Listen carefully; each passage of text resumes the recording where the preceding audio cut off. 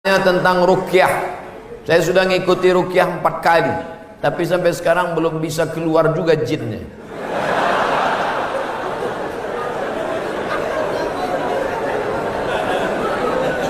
Nanti pergi ke Pekanbaru, mana tahu hari libur, di belakang Hotel Premier ada Masjid Al-Falah.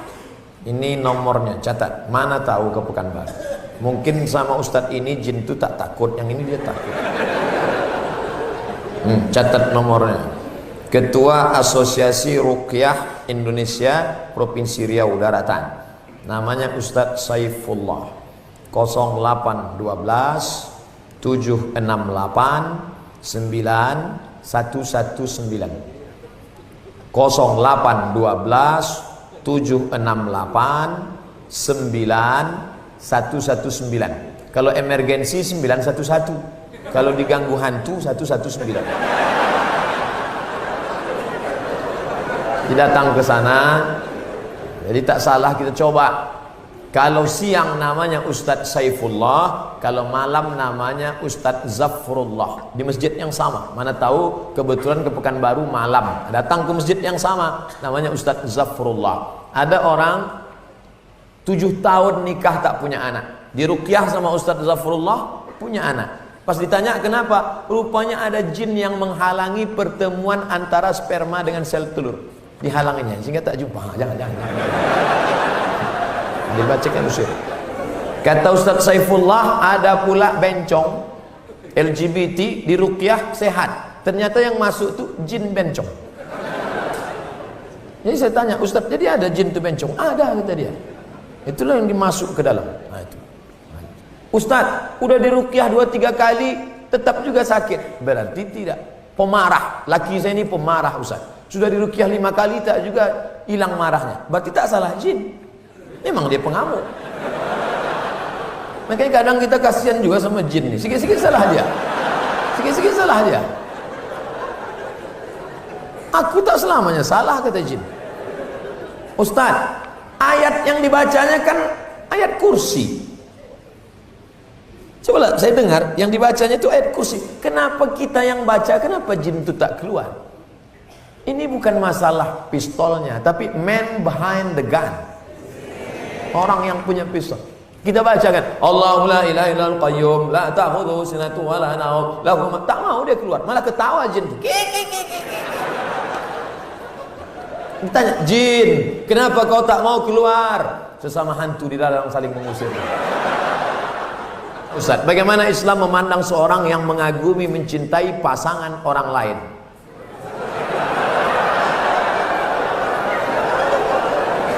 Bagaimana pula jika orang itu memiliki perasaan yang sama dengan kita?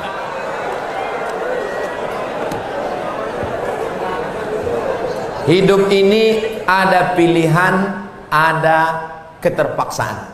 Hidup ini ada pilihan, ada keterpaksaan. Saya mau ceramah antara duduk dan berdiri. Pilihan atau keterpaksaan? Pilihan. Ustadz mau duduk atau berdiri? Saya pilih berdiri. Kenapa Ustadz pilih berdiri? Menunjukkan bahwa saya masih muda, masih sehat. Antara minum atau tidak minum, pilihan atau keterpaksaan? Pilihan. Minum atau tidak, terserah saya. Mau saya minum, mau tidak, itu pilihan saya. Nah, masalah cinta. Cinta itu pilihan atau keterpaksaan? Cinta tidak pilihan. Cinta adalah keterpaksaan. Oleh sebab itu maka kadang kita tengok orang ganteng bininya buruk. Kenapa? Terpaksa. Cinta tak bisa memilih. Ketika dia rasional, dia tidak cinta. Maka ketika kita senang dengan orang, kadang kita pun tak tahu alasannya.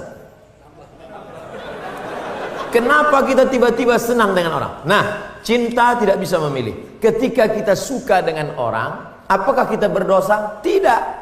Karena rasa itu ada tumbuh di dalam. Suka tidak berdosa. Ketika dia berubah menjadi action, baru berdosa. Suka kita dengan orang, tak dosa. Tapi ketika kita dekati, minta nomor HP-nya, baru dosa. Lalu cinta itu apa? Cinta kepada anak gadis orang belum menikah, kita bisa nikahi dia. Yang jadi masalah bagaimana kalau cinta sama bini orang? Oleh sebab itu maka rasa itu mesti dibuang, karena dia adalah bagian dari ujian. Ujian jangan dipeturutkan, dipeturutkan, didekati, apalagi sekantor witing trisno jalaran suko kulino. Kita tumbuh hanya sering kena. Berawal dari 6. Pertama, nazratun, pandangan. Setelah lama memandang, fabtisamun, senyum. Setelah senyum, fasalamun, selamat pagi, good morning. Setelah salam, fakalamun, kerja di mana? Di BP, sekantor ya. Setelah fakalamun, famau'idun, janjian. Bisa ketemu kita nanti siang? Oke. Sukanya makan apa? Ayam panggang. Sana kalau gitu. Iya. Faliqaun, pertemuan. Setelah pertemuan, bekerjalah setan, lalu kemudian makan bersama, makan siang. Apa kata orang Inggris? No free lunch. Tak ada makan siang yang gratis. Akhirnya terjadilah apa yang terjadi. Maka kalau ada bibit-bibit itu terasa di dalam, tekanlah dia, jangan lagi pandang, jangan dipeturutkan. Itulah nilai jihad. Bukan jihad berdarah-darah melawan Belanda, tapi jihad hawa nafsu yang justru jauh lebih besar. Melawan meriam Belanda banyak orang tahan, meriam Belina payah. Bagaimana hukum suntik rubella yang belum sertifikasi halal MUI? Sampai sekarang Majelis Ulama Indonesia tidak mengeluarkan sertifikat halal sampai hari ini. Itu yang disampaikan oleh Sekjen MUI, Wakasekjen MUI, Kiai Haji Dr. Kiai Tengku Zulkarnain. Oleh sebab itu kalau ada yang memakai itu alasannya karena darurat. Karena kata dia kalau tidak disuntikkan ini anaknya sakit, cacat, mati. Kita kalau dipilih antara dua, mati atau makan babi, pilih mana? Makan babi. Tak boleh pilih mati. Masuk ke dalam hutan, pilihan cuma dua, mati sama makan babi. Kau pilih mati atau makan babi? Aku mati aja lah, tak boleh. Mesti makan babi. Ambil kecap, colek-colek babi itu.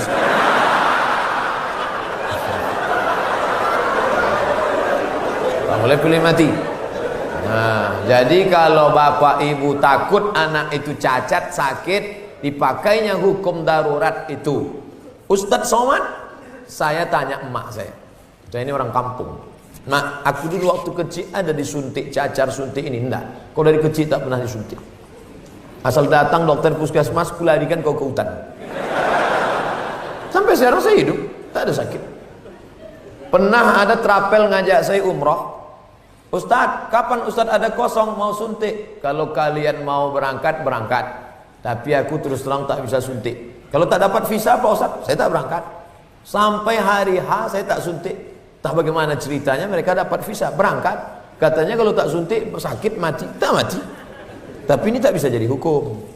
Saya tak mati, yang mendoakan saya banyak. Nah, sebanyak ini mendoakan. Mana mumpan kuman-kuman virus-virus? Apa hukum suami menyembunyikan uang gajinya? Kadang memberi istri sikit, padahal gajinya besar. Berapa tadi hak ibu? Ingat, berapa hak ibu tadi? Makan, pakai, tempat tinggal, pendidikan, perhatian. Kalau kurang, maka laki-laki ini dituntut di hadapan Allah Subhanahu wa taala. Hai laki-laki yang gajinya banyak tapi mengasihi bini sikit, maka ingat 5 ini mesti kau tunaikan. Alhamdulillah Ustaz Somad, dulu selama ini abang tu cuma 100.000 dah dikasihnya. Setelah mendengar ceramah Ustaz tadi malam, bertambah berapa? 110. Tambahlah.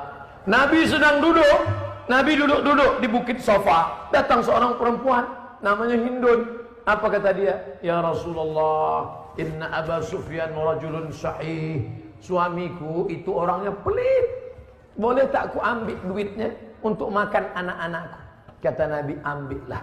Itu dalil boleh mengambil duit laki yang pelit. Tapi kalau kurang, kalau udah cukup jangan ambil lagi. Saya tak tanggung jawab. Nanti dia ambilnya semua. Pas ditanya, kenapa kau ambil? Kata Ustaz Somad tadi malam. Misalnya standar di sini sebulan 3 juta. Laki cuman mengasih 1 juta. Maka ibu boleh ambil 2 lagi. Kenapa? Karena itu keperluan. begitu dalam riwayat tentang Hindun mengadu Abu Sufyan, rajulun syahid, pelit.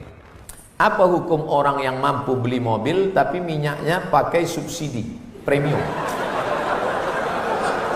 Ini nyindir saya nampaknya. Janganlah main sindir-sindir. Kalau mau turun saya baru tanya langsung. Berat menjawabnya ini. Kita bandingkan dengan negara lain, bagaimana harga minyak, bagaimana hebatnya negeri kita, gemah ripah, loh jenawi, tongkat dan batu jadi tanaman, untayan zamrud, katulistiwa di bawah minyak, di atas minyak. Bagaimana nasib saudara kita di Anambas yang begitu kaya dan hebat, tapi 24 jam saya di sana, HP saya tak berbunyi sama sekali. Nah, ini kan luar biasa. Oleh sebab itu pengaturan minyak, subsidi segala macam, mudah-mudahan ke depan pemerintah lebih baik insyaallah. Ini hak kita sebagai warga negara.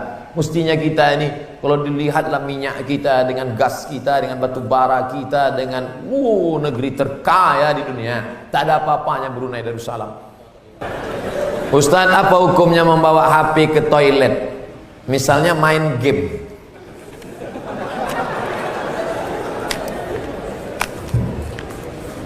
Ada orang buang air besar sambil main game. La ilaha illallah Muhammadur Rasulullah. Fokus sajalah di satu pekerjaan. Tak usah lain-lain. Bagaimana hukum kita sholat berjamaah di suatu lapangan, terus sopnya putus-putus? Mohon penjelasannya Pak Ustaz. Sawus sufuf, luruskan sop. Fa inna taswiyatas sufu min tamamis sholah. Lurusnya sop bagian dari kesempurnaan sholatnya sah, tapi kurang sempurna. Sholat tadi berjamaah di sini sah, tapi kalau putus-putus kurang sempurna. Imam, luruskan dulu, tengok. Saya sholat di Masjid Istiqomah di Bengkalis. Apa kata imam? Luruskan sholat, matikan HP.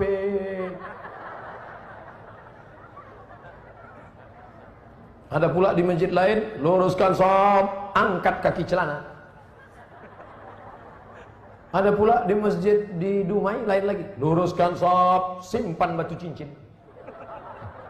Saya tanya, Pak Imam, kenapa lain ini? Iya Pak Ustaz, batu cincin ini membuat orang tak khusyuk. Waktu tasyahud tengok, sudah deh. Tapi tiga-tiganya sepakat bahwa luruskan sop. Cara meluruskan sop itu Pak Ustaz, ujung kaki di ujung tumit, ujung kaki di ujung sop. Kiblatnya ke sana. Ini ujung sajadah tumit. Nah, tumitnya yang rata. Takut pula terlentang. Tumit. Jadi yang rata itu tumitnya. Adapun ujung kakinya ya tergantung kaki masing-masing. Kalau kakinya panjang, panjang. Kalau pendek, pendek. Mangkibun bimangkibin.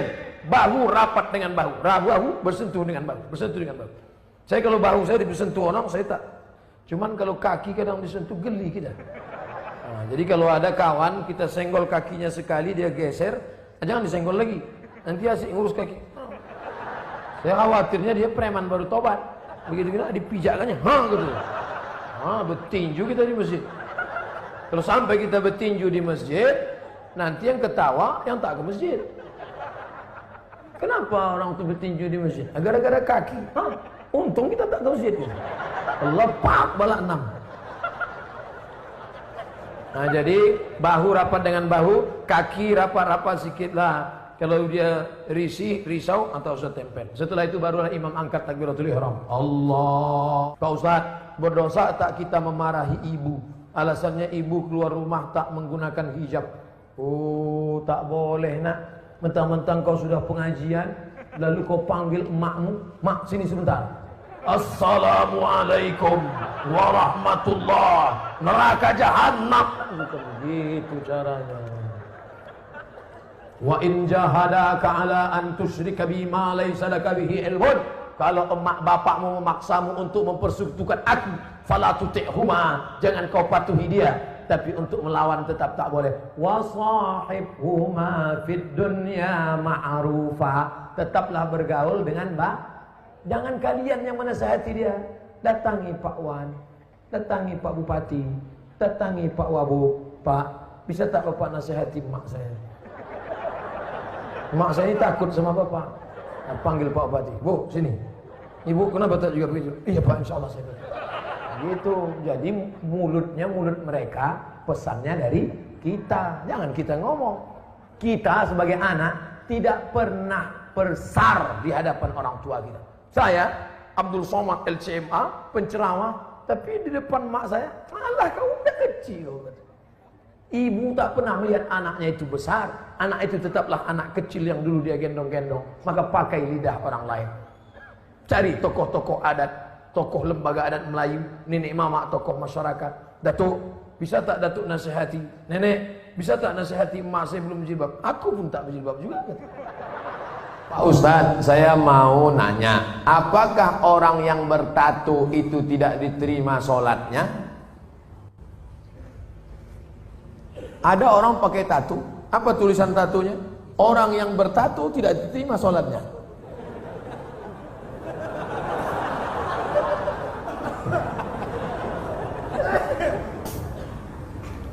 Tato adalah kahal. Kahal adalah celah yang dimasukkan ke dalam kulit dengan cara dilobangi, dimasukkan kahal. Itu tato zaman jadul. Tato zaman sekarang, tato listrik, tato macam-macam jadi baru. Mantap, waktu masih muda tegak, gambar tatonya ular kobra. Setelah tua kena diabetes. Mengkurut, cacing pita.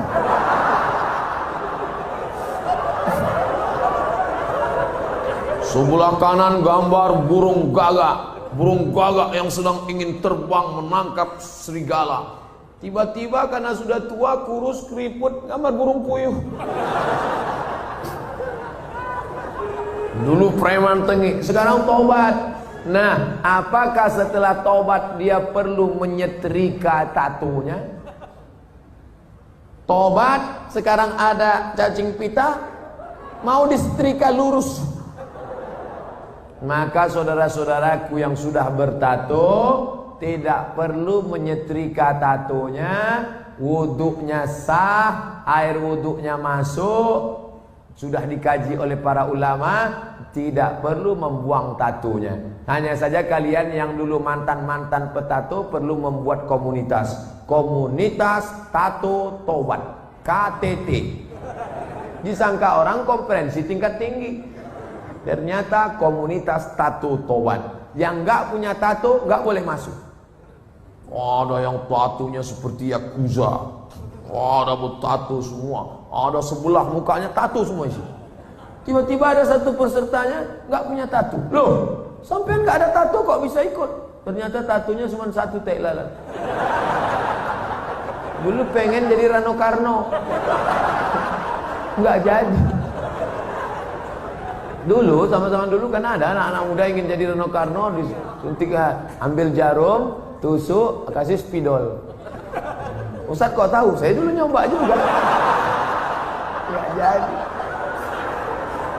Nah, bagi yang belum punya tato jangan buat tato. 5. La'anallahul wasimat, Allah melaknat yang tukang buat tato. Wal mutasimat, minta buatkan tato. Wal mutanammisat, yang mencabut. Ini alis atau bulu mata? Alis, mencabut alis. Ini jangan dicabut. Ini mau nikah, wah dicabut, cabut. Gak mempan cabut, dicukur. Wah, hilang. Tukang buat tato, minta buatkan tato, mencabut bulu mata, alis mata. Wal mutafallijat, mengotak-atik gigi. Gigi sudah bagus, dia otak-atik, kecuali giginya memang gak wajar. Setiap melihat dia senyum, pingsan 3 orang. Hai, pingsan. Itu boleh pakai kawat. Dulu seingat saja kawat itu kan untuk pagar. Sekarang gigi pakai kawat. Hari Senin ungu, hari Selasa merah, hari Rabu pink. Setiap ketemu, itu nggak boleh, mubazir, sakit. Pokoknya merubah yang nggak wajar jadi wajar, boleh. Merubah yang nggak normal jadi normal, boleh. Tapi yang sudah normal jadi abnormal, nggak boleh. Nah, oleh sebab itu yang bertato, kalau ada imam kita bertato, nggak usah dipermasalahkan. Nanti selesai sholat, ini sholat kita sah nggak ya? Nampaknya nggak. Pokoknya baik-baik semua.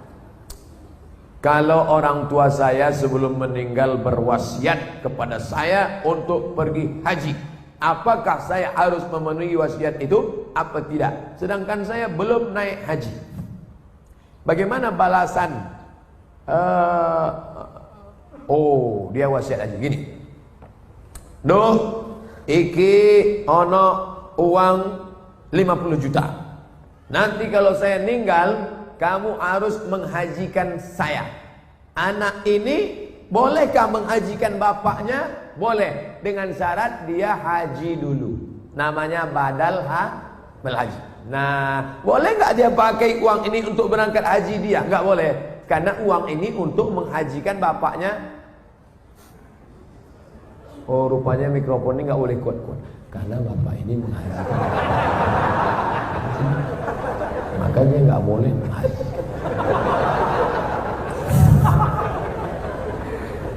Jadi dia harus haji dulu, baru dia bisa menghajikan bapaknya. Dalilnya mana? Labbaik Allahumma subruma, labbaik Allahumma subruma. Aku menghajikan subruma, aku menghajikan subruma. Sampean kenes dulu. Come here for a moment. Sini sebentar. Kamu tadi menghajikan siapa? Menghajikan subruma. Subruma itu siapa? Sedulurku. Aku menghajikan subruma. Sampean wis haji apa ora? Urung. Haji dulu dirimu, baru hajikan orang lain. Nah, kebetulan nanti anaknya dapat uang, dia berangkat haji, bawa uang almarhum yang 50 juta tadi. Kebetulan nanti di Makkah ketemu mahasiswa dari Semarang, anak KSW, kekeluargaan Wali Songo. Di Mesir, kalau anak Jawa Tengah itu nama persatuannya KSW, kekeluargaan mahasiswa Wali Songo. Kalau kami anak Riau namanya KSMR, kelompok studi mahasiswa Riau. Ustaz kok tahu? Kami dulu tetangga di Kairo. Kami di atas anak Riau, di bawah anak KSW, kawan akrab. Nah, tanya dia, sampean dari mana? Dari Kairo. Sedang haji ya? Iya. Rumahnya di mana? Di Semarang. Oh, ketepatan, saya mau membadalkan haji bapak saya. Lihat dulu mana KTP-nya, betulkah belajar dari Al-Azhar? Jangan sampai ngaku-ngaku bohong. Lalu kemudian serahkan, ini badal haji untuk bapak saya, maka hajinya sah.